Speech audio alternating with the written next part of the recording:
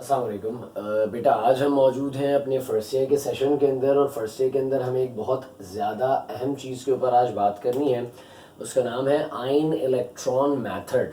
देखो ये सवाल हमेशा हमारे पास लॉन्ग के अंदर आता है। दो तरह के इसमें पार्ट्स होते हैं, एक एसिडिक मीडियम की इक्वेशन होती है और एक बेसिक मीडियम की। मैं थोड़ा सा ओवरव्यू दूं कि इसमें करना क्या होता है। आपके पास एक इक्वेशन मौजूद होती है, उस इक्वेशन को आपको अलग अलग स्टेप से गुजारते हुए आखिर में लाके बैलेंस करना होता है। नाइन्थ क्लास के अंदर आपने जो बैलेंस केमिकल इक्वेशन पढ़ी थी अपने पास, उसी तरह की बैलेंस केमिकल इक्वेशन है ये, लेकिन थोड़ी सी एडवांस लेवल की। अच्छा, दो तरह की होती हैं, एक एसिडिक और एक बेसिक। मैं बेसिक सिंपल बताऊं तुम लोगों को तो बेसिक कैसे पहचानोगे। बेस की एक पहचान है कि भैया OH आता है तो वो बेसिक है। बात समझ। नॉर्मली हमारे पास कुछ बेसिक मीडियम्स की बात आ जाती है तो उसके हिसाब से हम उसे रिलेट करते हैं। इस वक्त जो बोर्ड पे हमारे पास है वो है एसिडिक मीडियम की। देखो ये इक्वेशन लिखी है Cr2O7 जिसके ऊपर चार्ज है -2 का प्लस I2 है रिएक्शन में, रिएक्टेंट साइड पर, और प्रोडक्ट में आके Cr3 पॉजिटिव और IO3 -1 प्लस H2O। अब कहानी क्या है, सबसे पहला स्टेप, इक्वेशन को दो पार्ट्स में तोड़ दो सेम एलिमेंट्स के हिसाब से। इक्वेशंस को आपको दो हिस्सों में तोड़ना है। कितने हिस्सों में तोड़ना है बेटा? दो हिस्सों में आपको इक्वेशन को तोड़ना है और कुछ ये हिसाब रखना है कि जो एलिमेंट्स हैं वो सेम रहें, विद द एक्सेप्शन, मैं यहां पे लिख दूं एक लफ्ज, except hydrogen and water. Hydrogen और वाटर के अलावा ब्रेक डाउन करना है। मैंने देखा भाई Cr2O7 प्रोडक्ट साइड में Cr वाला क्या, ये रहा सर Cr वाला, इन दोनों को एक जगह लिख लिया उनके आयंस के साथ। मैंने देखा आयोडीन, तो प्रोडक्ट में आयोडीन वाला क्या, ये है, तो मैंने इन दोनों को लिख लिया। सर ये वाटर कहाँ गया? तो बेटा पहला पॉइंट क्या कह रहा है, इक्वेशन को दो पार्ट्स में तोड़ दो सेम एलिमेंट्स के हिसाब से, except hydrogen and water. Hydrogen और वाटर के अलावा आपने तोड़ना है इस चीज को। ये आपने इक्वेशंस को ब्रेक डाउन कर लिया, ये आपके इक्वेशन की सॉल्विंग का सबसे पहला स्टेप हो गया। आगे चलते हैं, कहा जा रहा है हाइड्रोजन और ऑक्सीजन के अलावा सबको बैलेंस कर लो। यानी कि अगर आपकी इक्वेशन के अंदर हाइड्रोजन और ऑक्सीजन कहीं आ गया, किसी सब्सटेंस के साथ मिलकर आ गया, तो उसको छोड़ दो, बाकी उसके अलावा बैलेंस कर लो। तो आप पहले मैं जरा ऊपर वाले स्टेप से दिखाऊं। यहाँ Cr कितने थे? 2 थे। ऑक्सीजन है ना, ऑक्सीजन को तो देख नहीं है। यहाँ Cr कितने थे? 1 थे। तो आप देख रहे हैं मैंने यहाँ पर 2 लगा दिया, तो ये इक्वेशन में यहाँ पर भी 2 Cr, यहाँ पर भी 2 Cr बैलेंस हो गए। आयोडीन यहाँ 2 थे तो मैंने यहाँ 2 लगा दिया, पहले नहीं था, अब यहाँ मैंने 2 लगा दिया। हर चेंज को मैंने अलग कलर से दिखाया ताकि आपको बिल्कुल प्रोमिनेंट रहेगा। मैंने 2 लगा दिया, इसका मतलब यहाँ पे भी 2 आयोडीन हो गए, ऑक्सीजन को बैलेंस इस वक्त हमने नहीं करना है। मैं आपसे पर्सनली एक रिक्वेस्ट करूंगा कि इक्वेशन आपकी इस वीडियो को 2 लम्हे के लिए पॉज करके आप लोग इसका स्क्रीनशॉट या फिर इसे कॉपी डाउन जरूर कीजिएगा, क्योंकि ये जो उर्दू में पॉइंट्स लिखे हुए हैं ये बहुत ज्यादा अहमियत के हामिल है बेटा। आगे चलते हैं, कहा जा रहा है तीसरे पॉइंट में, ऑक्सीजन को बैलेंस करो, जहां कमी हो वहां वाटर लगाएं। यानी कि आपको ऑक्सीजन देखना है, एक साइड आपकी रिएक्टेंट की होगी, एक साइड आपकी प्रोडक्ट की होगी, आपको दोनों तरफ देखना है ऑक्सीजन की डेफिशिएंसी कहां है। आपने जब ये फाइंड आउट कर लिया ऑक्सीजन की डेफिशिएंसी किस जगह है, तो उस डेफिशिएंसी वाली जगह पर आपने लगाना है वाटर। क्या लगाना है?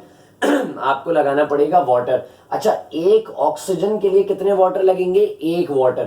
तो जरा यहां देखो Cr2, ये तो बैलेंस हो चुके थे, O कितने हैं? 7। दूसरी तरफ प्रोडक्ट में कितने ऑक्सीजन? सर 1 भी नहीं है, तो बेटा 7 ऑक्सीजन। एक ऑक्सीजन के लिए 1 वाटर था, तो 7 ऑक्सीजन के लिए कितने वाटर लगेंगे? आपने लिख के दिखा दिया 7 वाटर। कितने वाटर लगेंगे? 7 वाटर। दूसरी इक्वेशन की जानिब चलते हैं, यहां पर I2 है, यहां IO3 है।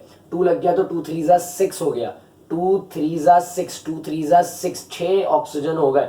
इस तरफ ऑक्सीजन ज्यादा है, वहां डेफिशिएंसी है, तो वहां पर वाटर लगेगा। हमने देखा जहां पे कमी होती है वहां क्या लगाते हैं, उसकी डेफिशिएंसी में वाटर लगाते हैं। तो आपने यहां पर ऑक्सीजन था, कितने थे? 6, तो उस तरफ कितने वाटर लगने चाहिए? 6 वाटर आपने लगा दिए। मैंने डिफरेंट कलर से इसे किया है ताकि आपको इस चीज को समझने में आसानी रहे। आपने 6 वाटर लगा दिए, आपका तीसरा स्टेप मुकम्मल हो गया, आपने ऑक्सीजन को बैलेंस कर लिया। आप देख रहे हैं 7 ऑक्सीजन, कितने oxygen? 7 1 7, 7 oxygen. 2 3 6, 6 oxygen. 6 1 6, 6 oxygen. Oxygen balance, बाकी एलिमेंट बैलेंस। अभी कौन अनबैलेंस है? हाइड्रोजन। आइए नेक्स्ट पॉइंट क्या कह रहा है। नेक्स्ट पॉइंट में कह रहे हैं हाइड्रोजन को बैलेंस करो। अब हाइड्रोजन की बारी आ गई। हाइड्रोजन को बैलेंस करो, जहां कमी हो, जिस जगह पर डेफिशिएंसी हो वहां पर H पॉजिटिव लगाएं। वहां पर क्या लगाना है आपको, H पॉजिटिव। जिस जगह डेफिशिएंसी है, जिस जगह पर कमी है हाइड्रोजन की, वहां लगाना है H पॉजिटिव। और यहाँ मैंने लिख के बता दिया, एक हाइड्रोजन के लिए कितने H पॉजिटिव, एक H पॉजिटिव, एक हाइड्रोजन के लिए एक H पॉजिटिव। तो आप यहाँ देख रहे हैं कि यहाँ पर तो हाइड्रोजन है ही नहीं, यहाँ पर है कितने हैं, 7 2 14। तो उस तरफ कितने H पॉजिटिव लगने चाहिए मेरे बेटे, 14 लगने चाहिए। आपने देखा 14 H पॉजिटिव लिख लिया आपने। इसमें रिएक्टेंट साइड, क्योंकि यहाँ पर ऑक्सीजन कम थे, ऑक्सीजन की कमी थी इस जगह। बात आप मेरी बिल्कुल समझ रहे हैं।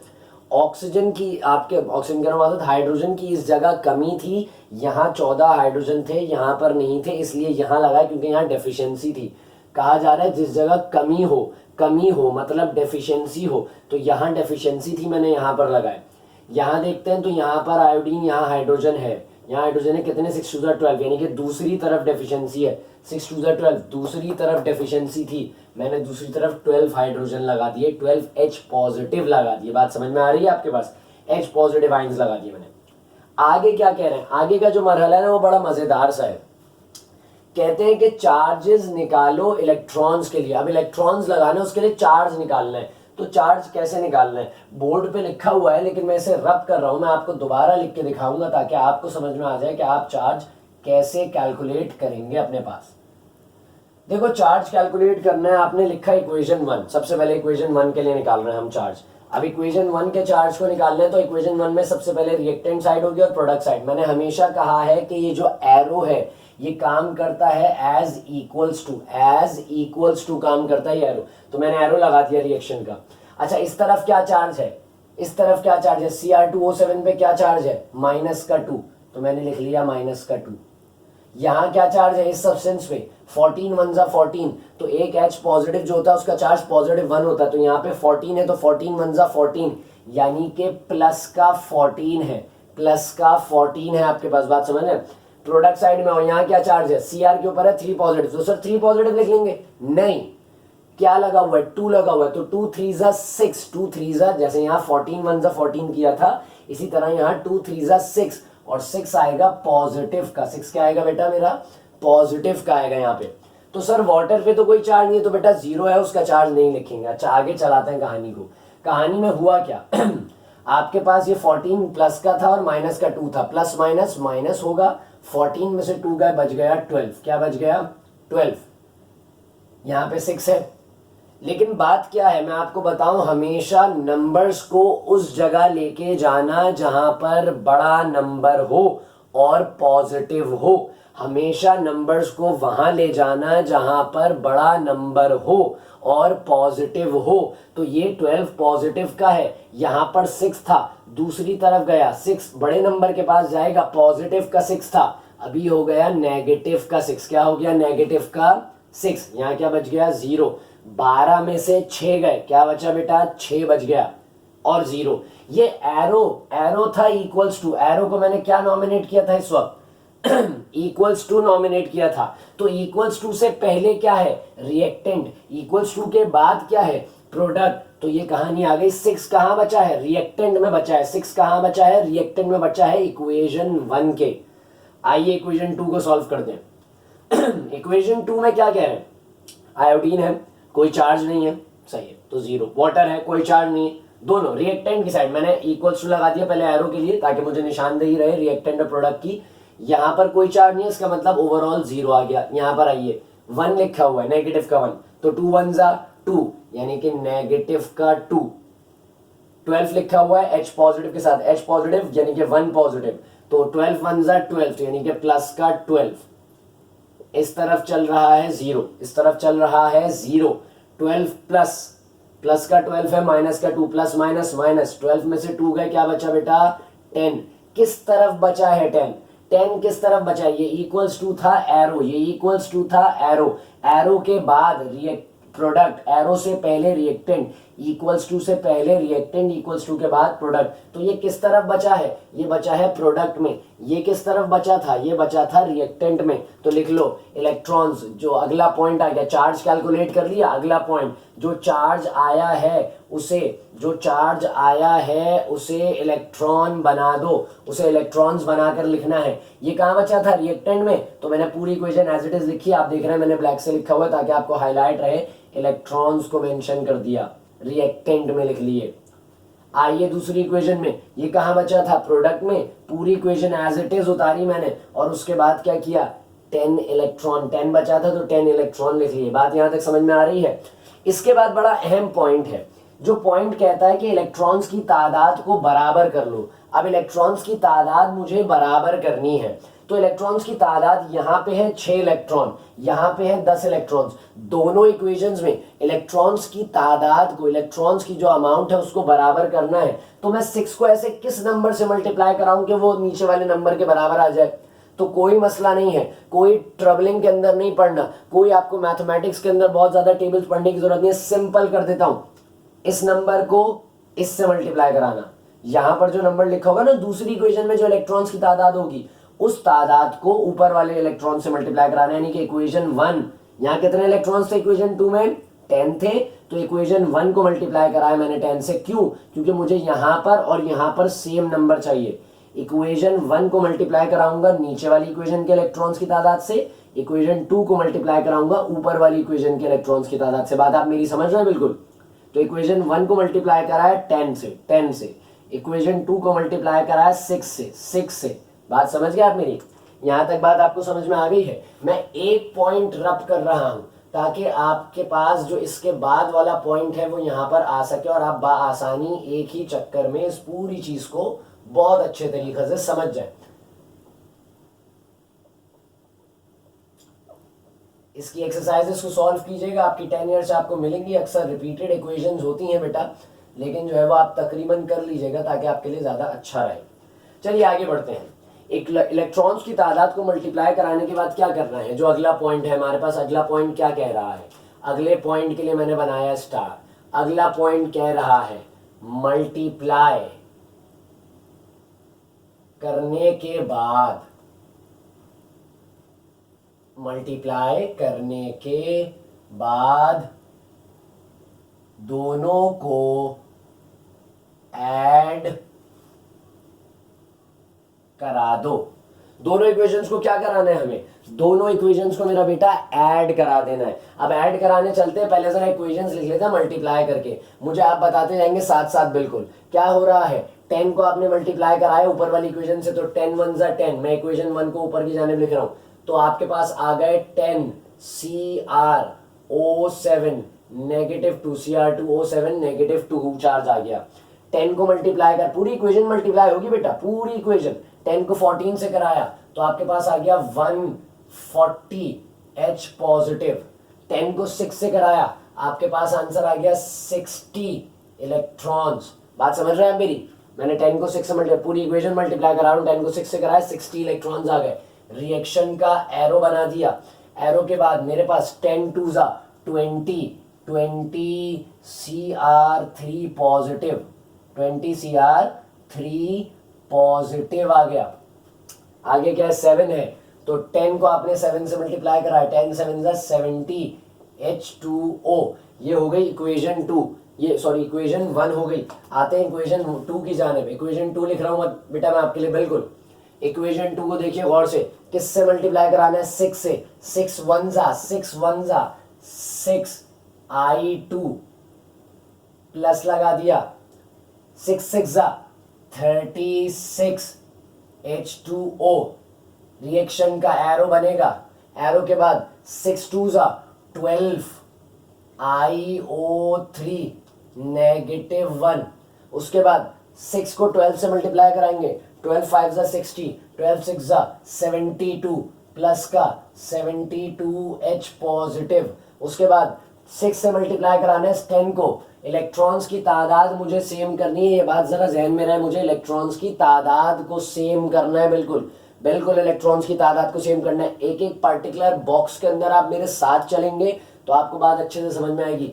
72H पॉजिटिव के बाद प्लस लगाया, 10 इलेक्ट्रॉन्स थे, मल्टीप्लाई बाय 6 करा दिया, 60 इलेक्ट्रॉन्स हो गए।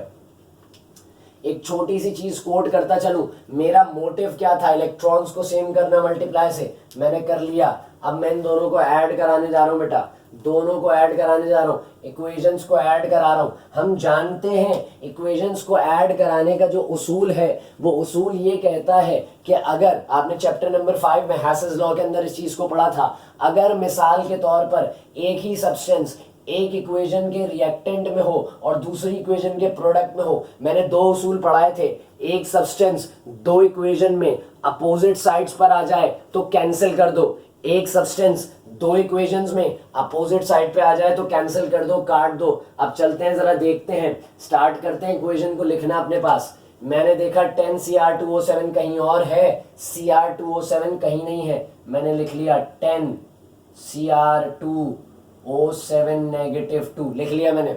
बात समझ रहे मेरी आप? मैंने देखा 140 H पॉजिटिव थे, एक और जगह H पॉजिटिव है, ये रहे H पॉजिटिव और ये रहे H पॉजिटिव। बात समझ रहे हैं मेरी? मैंने देखा छोटा नंबर का है, सर ये वाला छोटा है, काट दो बेटा पूरा।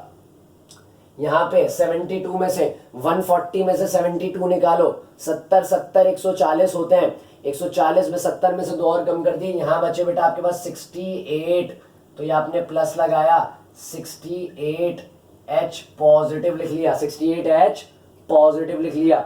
आगे चलते हैं, 60 इलेक्ट्रॉन्स दोनों जगह पर सेम अपोजिट साइड्स हैं, काट दो, इलेक्ट्रॉन्स खत्म। आओ यहाँ पे 6I2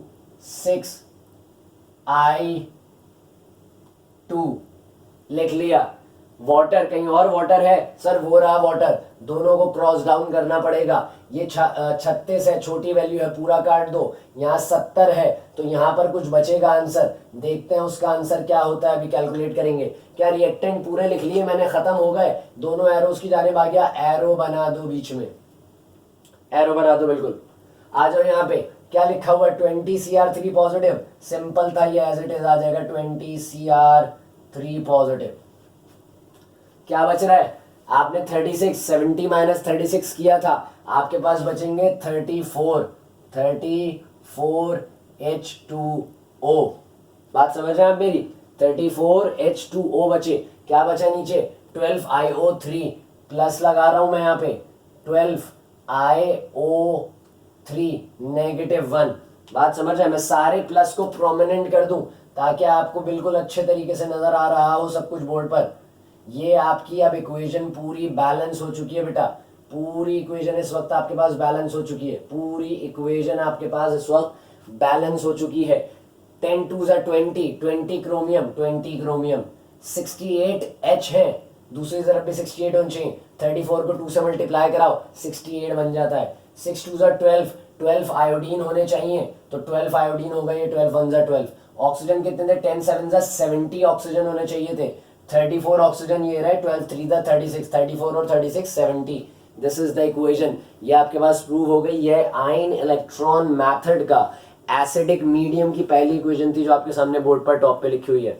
होप सो आपको समझ में आया होगा। जज़ाकल्लाह, अस्सलाम वालेकुम।